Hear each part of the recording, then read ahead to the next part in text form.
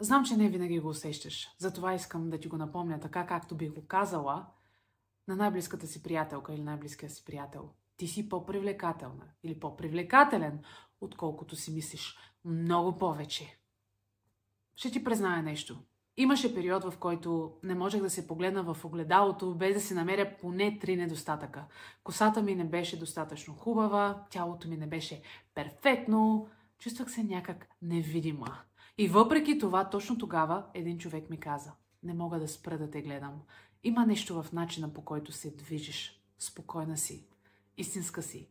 И знаеш ли каква ми беше първоначалната реакция? Усъмних се. Помислих си, че просто е мил. Толкова бях свикнала да не вярвам на подобни думи, че не знаех как да ги приема.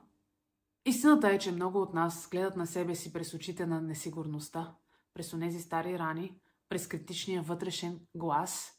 И дори когато сме красиви, автентични и сияещи, ние не го виждаме, но останалите хора го усещат. Твоят смях, твоят глас, начинът, по който гледаш с внимание, енергията, която излъчваш, когато влезеш в дадена стая. Привлекателността не е филтър. Тя не е определен номер на дреха.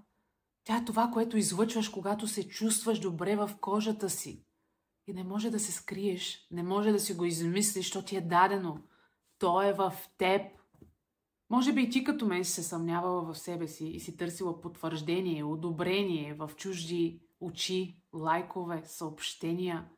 Но е време да започнеш да гледаш на себе си реално, а не да определяш своята стойност, основана на твоите несигурности.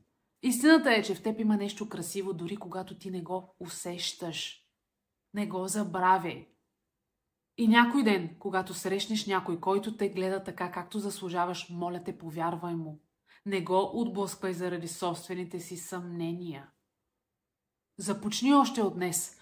Погледни се така, както би гледала някой, когото обичаш, защото ти го заслужаваш. Благодаря ти, че отдели от времето си днес да гледаш това видео. Надявам се, че ти е било полезно. Абонирай се за повече подобно съдържание. До следващото видео. Чао!